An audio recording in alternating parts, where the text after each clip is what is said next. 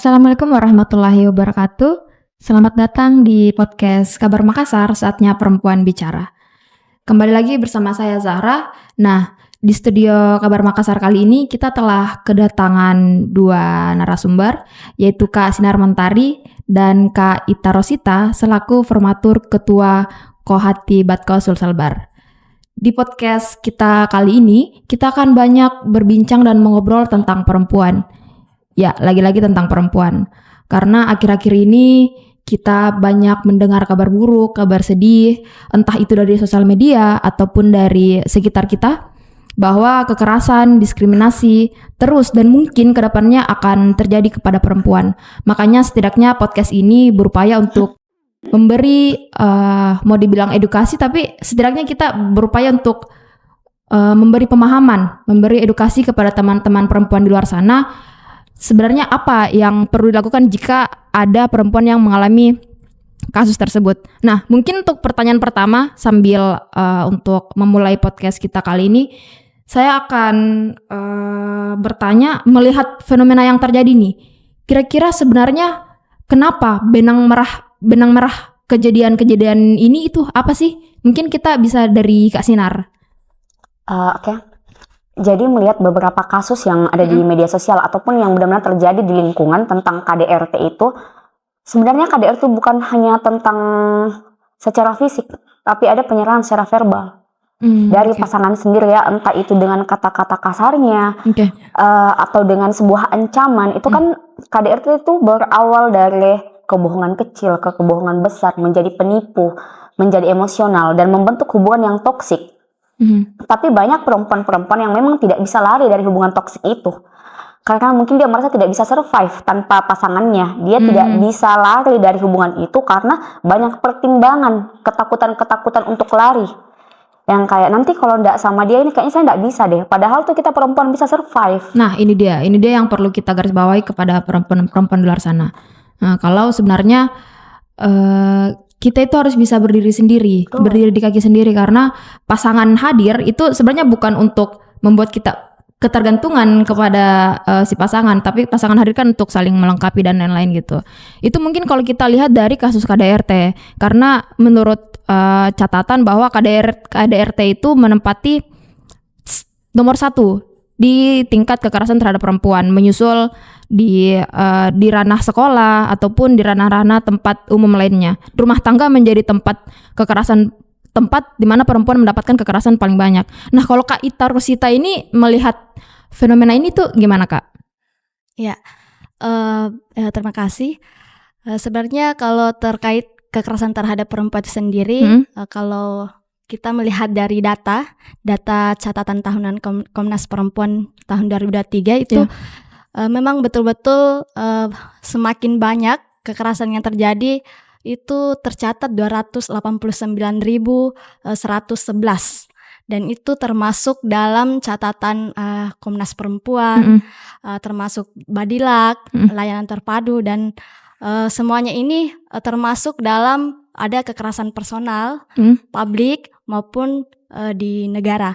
Nah, seperti yang dikatakan tadi, bahwasanya yang paling banyak selama tahun 2023 kemarin itu, apalagi pada saat sebelumnya terjadi COVID, dan itu kekerasan secara personal terjadi yang paling banyak dibanding kekerasan yang sebelum-sebelumnya.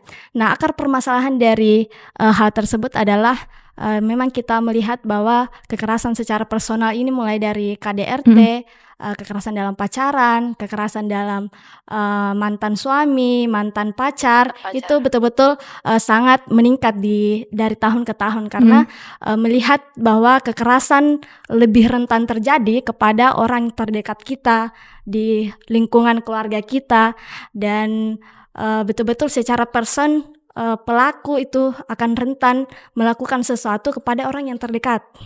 Ya, betul. Karena dengan orang terdekat kita menaruh kepercayaan lebih, karena kita menganggap bahwa orang ini tidak mungkin melakukan hal tersebut. Misal kepada pasangan kan pilihan kita. Jadi kita semacam menaruh kepercayaan dan menaruh diri kita ke pasangan itu, sampai akhirnya kekerasan terjadi, mulai dari kekerasan verbal misal, dan hal itu membuat justru kita nggak bisa ngapa-ngapain karena diri kita sudah disimpan ke pasangan misal. Jadi tanpa pasangan kita nggak bisa apa-apa. Tapi hal itulah yang harus kita garis bawahi buat teman-teman perempuan di sana, bahwa kita tuh bisa sendiri dan tanpa pasangan pun, pasangan yang toksik, kita harus bisa berdiri sendiri. Nah, kalau Kak Sinar ini kan beberapa waktu lalu, beberapa tahun terakhir aktif untuk menyuarakan hal ini, karena Kak Sinar mungkin punya beberapa pengalaman dari sekitarnya. Mungkin Kak Sinar bisa sharing sebenarnya dari pengalaman Kak Sinar apa menjadi penyebab utama perempuan itu susah keluar dari lingkungan seperti itu. Nah, seperti yang saya bilang sebelumnya, hubungan toksik itu terjadi, bisa jadi, mungkin ya, karena sudah banyak mempelajari dan melihat beberapa kasus. Ternyata itu pemicunya adalah NPD, Narcissistic Personality Disorder. Jadi NPD ini dan NPD ini sebenarnya banyak di laki-lakinya. Jadi banyak yang melihat ini. Kalau saya pikir sih ini bukan hanya sekedar penyakit mental, itu adalah karakter. Nah, bagaimana itu bisa terbentuk? Mulai dari dia itu tidak tahu cara untuk meminta maaf. Jadi misal nih, ada sebuah pertengkaran. Nah, dia itu mungkin kayak mau minta maaf, tapi cara untuk minta maafnya kayak, sudah minta maaf Kak, tapi karena kau pas begini Kak. Jadi playing victim. Betul sekali. Jadi akhirnya si perempuan ini juga hidup dalam ketoksikan rumah tangga itu. Kan sering terjadi ya. Seperti itu. Jadi NPD itu memang nggak bisa sembuh. Dan kalau teman-teman sudah punya pasangan yang NPD, cut, lari sekarang juga. Pastikan kita bisa survive tanpa orang ini begitu. Karena kalau makin dibiarkan itu bukan hanya hubungan kita yang toksik, tapi personality kita mental kita juga nih ya sakit. Gitu. Kalau Kak Ita Rosita melihat fenomena ini seperti bagaimana? Karena kan misal dari yang Kak Sinar dapat dari pengalamannya itu memang dari si orangnya, si perilaku orangnya yang mungkin kalau saya bisa menangkapnya bahwa si laki-laki ini merasa mempunyai hak lebih terhadap diri perempuan ini. Karena kekerasan terjadi kan itu kalau misal seseorang ini menganggap dirinya lebih berkuasa. Misal dalam sebuah hubungan dia merasa lebih dominan. Oh, ini udah nggak bisa, karena di dalam hubungan ketika ada seseorang yang merasa lebih berkuasa atau dominan, tentu saja kekerasan itu rentan terjadi. Karena dia merasa bahwa kau kan milik saya bebas untuk apa-apaan kamu gitu. Nah, itu Kak Ita mungkin dari pengalamannya selama ini ada yang bisa di-sharing gitu? Iya.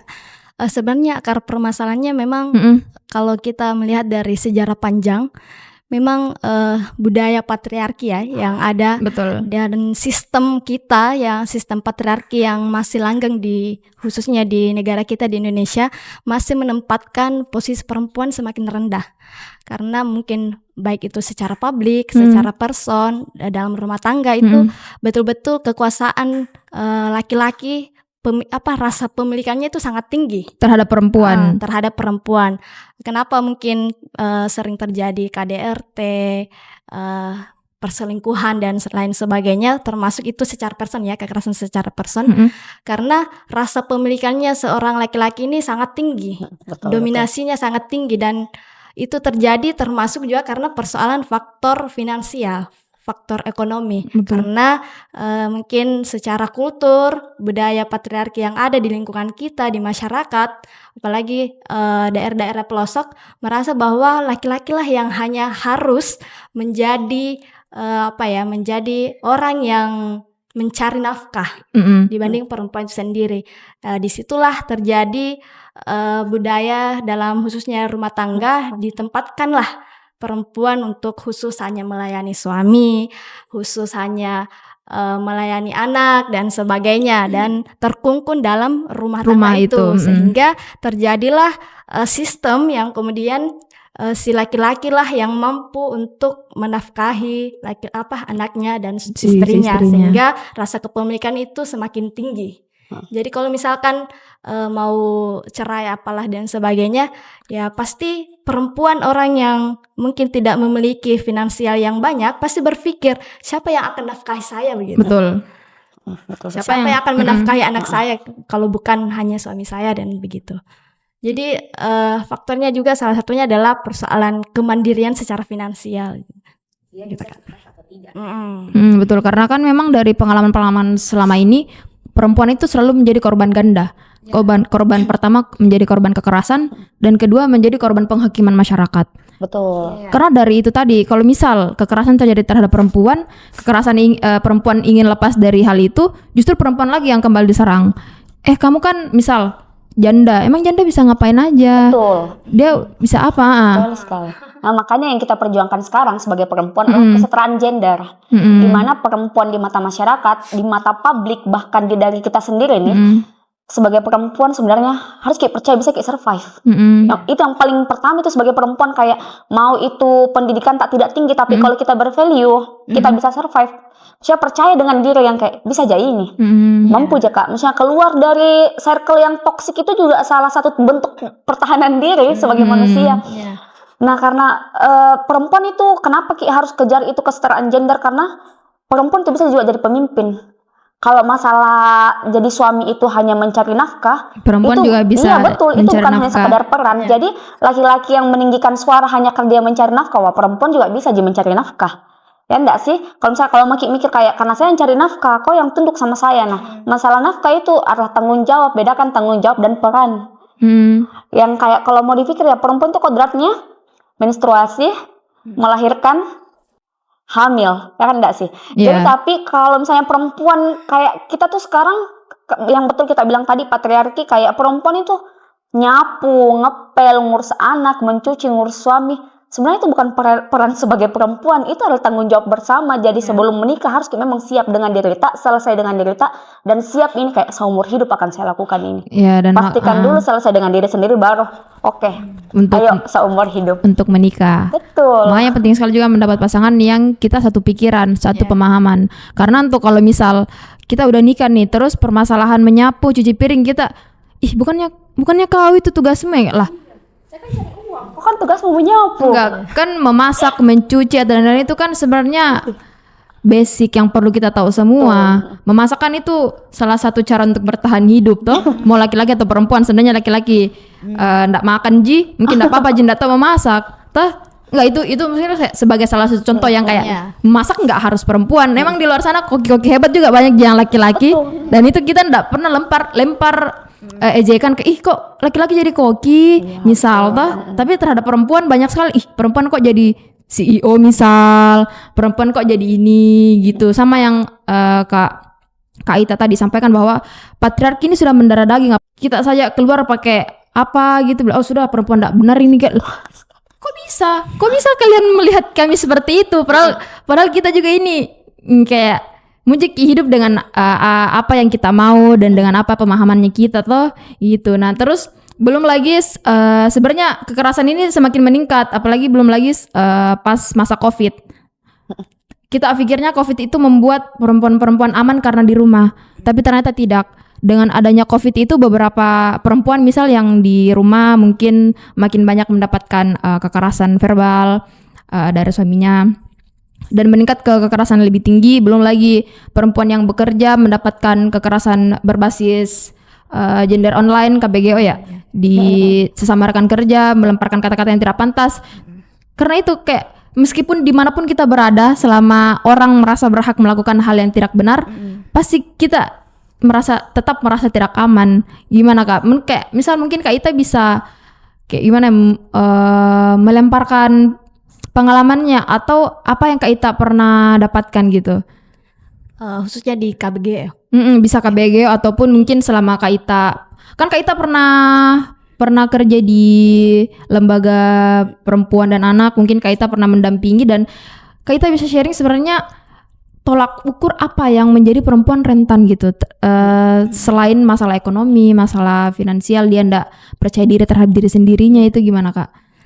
Kalau terkait dari pengalaman saya kemarin waktu kerja di Dinas Pemberdayaan Perempuan, salah satu contohnya mungkin yang kami dampingi terjadi kekerasan terhadap perempuan anak SMP ya, kelas 2, anak SMP kelas 2. Kekerasan pelakunya itu adalah hanya teman kelasnya sendiri, tapi ada beberapa laki-laki, 3 atau 4 orang pada saat itu yang melecehkan perempuan tersebut.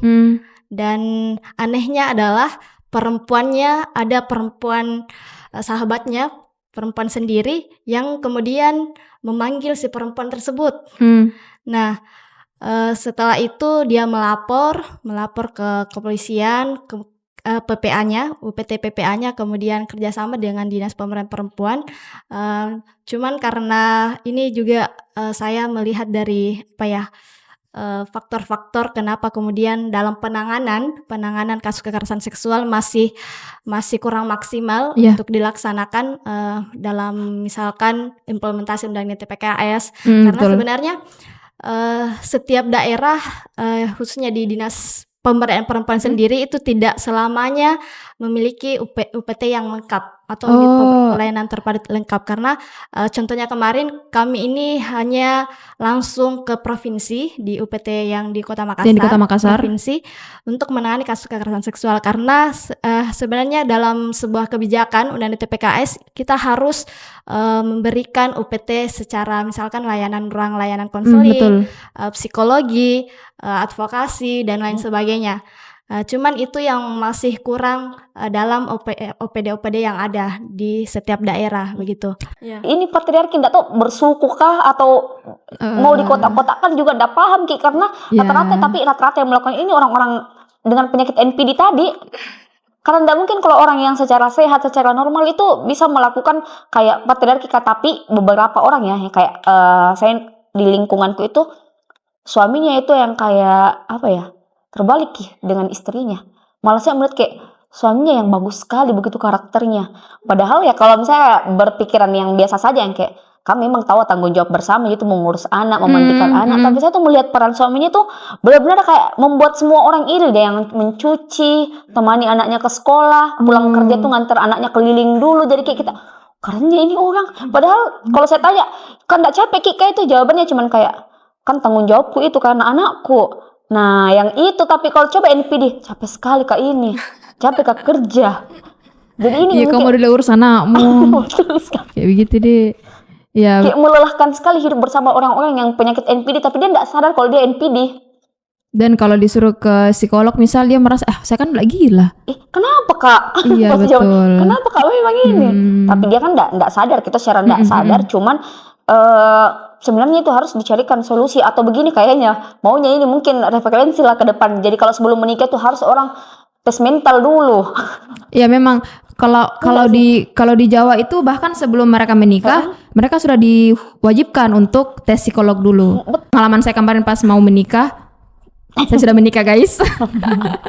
pengalaman kemarin saya itu memang ada pranikah. Jadi manten itu diundang ke KUA-nya di kantor camat, tapi cuman diarahkan, diberi penjelasan kayak kalian sebagai suami dan istri harus begini, harus melayani suami dengan baik. Tidak apa-apa istri kerja di luar rumah, tapi istri yang baik adalah istri yang di rumah. Dia bilang seperti itu, terus saya kayak aduh apakah aku kurang baik ini? Maksudnya kayak gitu kan saya kerja jadi kayak apakah aku tidak memenuhi kriteria menjadi istri yang baik karena saya kerja gitu kan. Tapi terlepas dari itu betul, patriarki menjadi akar permasalahan seperti yang Kak Ita sampaikan tadi.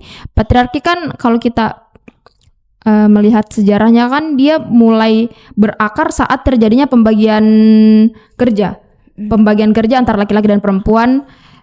Saat si laki-lakinya dia yang pergi berkebun, perempuan dipetakan untuk di rumah mengurus ladang, kebun dan lain-lain. Kayak disitulah sebenarnya patriarki bermuncul sampai sekarang, karena laki-laki menyadari bahwa oh ya ini nih yang saya suka, posisi seperti ini nih yang saya suka tuh gitu. Menurut Kak Ita gimana? Mungkin dari pemahaman dan pemikiran Kak Ita tentang patriarki itu gimana?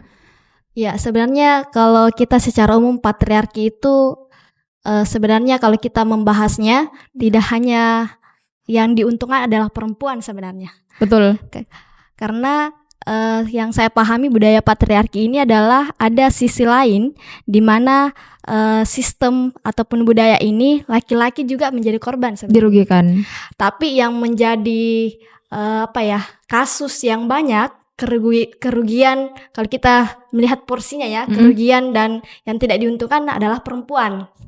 Nah mungkin salah satu contoh persoalan uang panai misalkan, di mana saya pikir budaya atau sistem uang panai ini di mana laki-laki lah yang menjadi korban.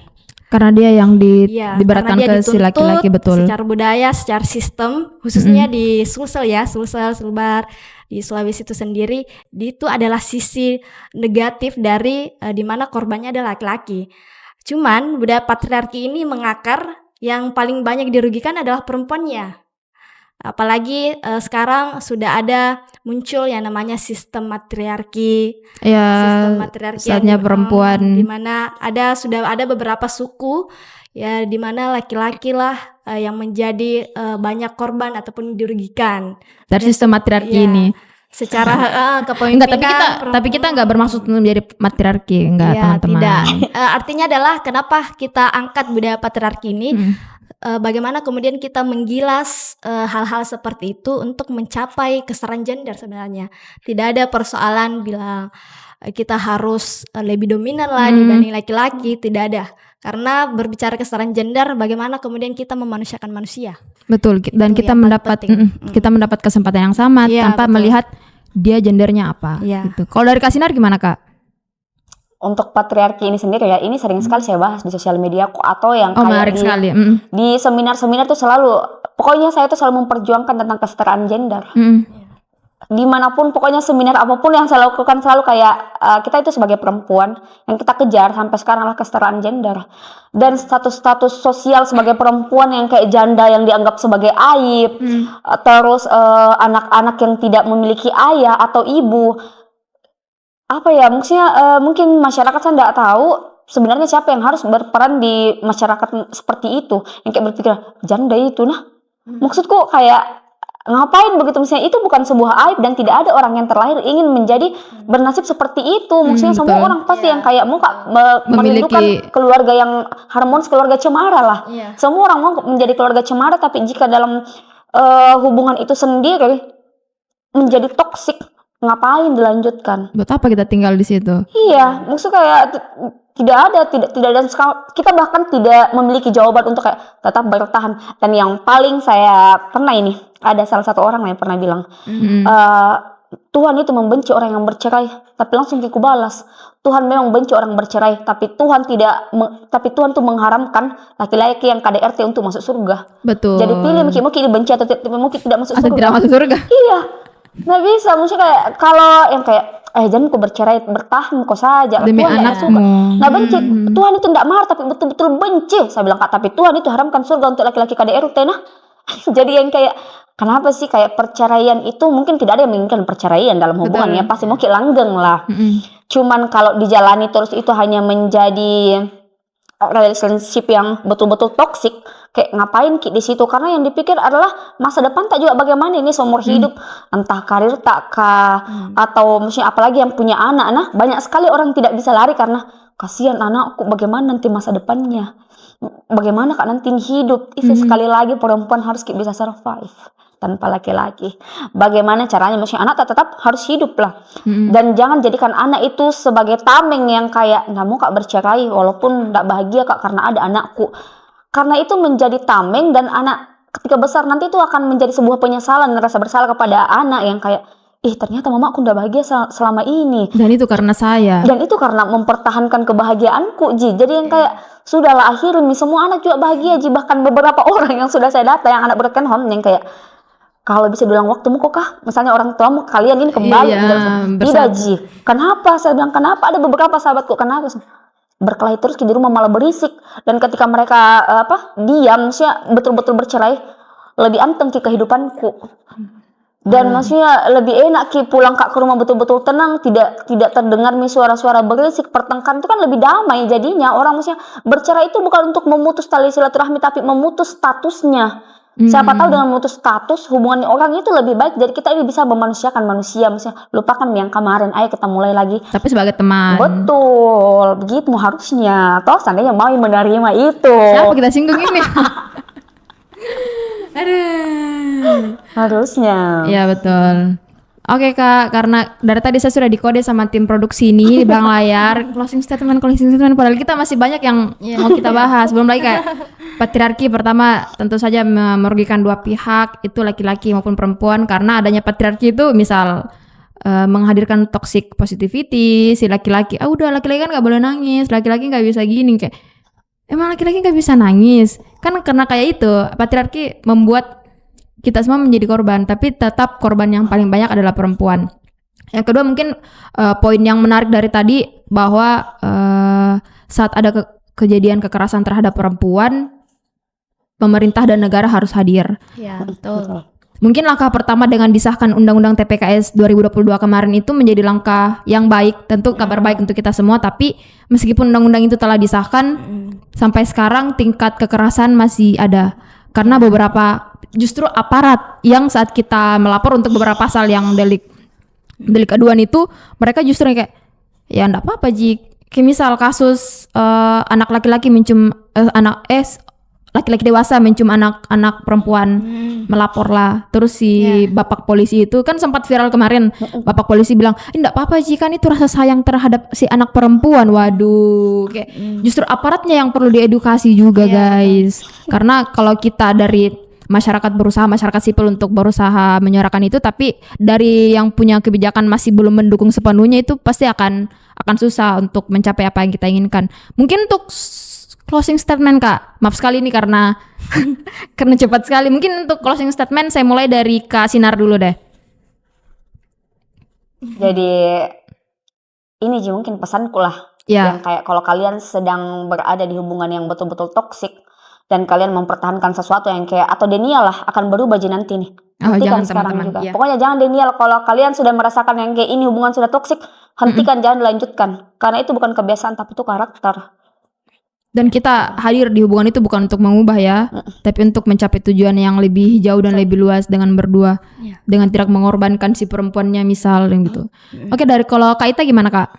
Ya, terkait dari permasalahan tadi yang sudah kita bahas, sebenarnya yang paling penting adalah persoalan sosialisasi dan edukasi ya. Betul. Karena adanya misalkan undang-undang TPKS dan sudah beberapa pedoman-pedoman baik dari Kemendikbud khusus di kampus, Satgas dan lain sebagainya. Saya pikir yang paling pertama adalah bagaimana mengimplementasikan undang-undang TPKS itu. Karena banyak baik itu aparat, pemerintahan dan sebagainya, apalagi di daerah pelosok masyarakat itu sama sekali tidak mengetahui undang-undang TPKS. Iya, kok bisa itu? Dengarkan, sama sekali tidak pernah membaca pasal per pasal. Iya, bahkan nggak tahu kepanjangannya apa. Itu kok bisa? Bagaimana cara melapor dan lain sebagainya. Walaupun adanya undang-undang TPKS ini meningkat, saya pikir itu adalah salah satu bentuk capaian beberapa perempuan untuk melapor karena sudah ada payung hukum untuk kita sendiri. Untuk kita. Nah, yang kedua juga adalah persoalan edukasi. Salah satunya adalah edukasi seperti ini dari Kabar Makassar adalah salah satu capaian untuk bagaimana kemudian menyuarakan hal-hal yang berbau kesetaraan gender, berbau keperempuanan, perlindungan anak dan lain sebagainya. Saya pikir itu. Terima kasih. Oke, terima kasih untuk kedua narasumber kita kali ini, yaitu Kak Sinar Mentari dan Kak Ita Rosita. Tentunya podcast ini kedepannya masih akan kita hadirkan dengan berbagai narasumber yang lain. Jadi teman-teman jangan lupa untuk subscribe YouTube Kabar Makassar dan jangan lupa like, komen, dan bagikan ke teman-teman kalian. Saya Zahra Damayanti dan seluruh teman-teman Kabar Makassar yang bertugas undur diri. Assalamualaikum warahmatullahi wabarakatuh.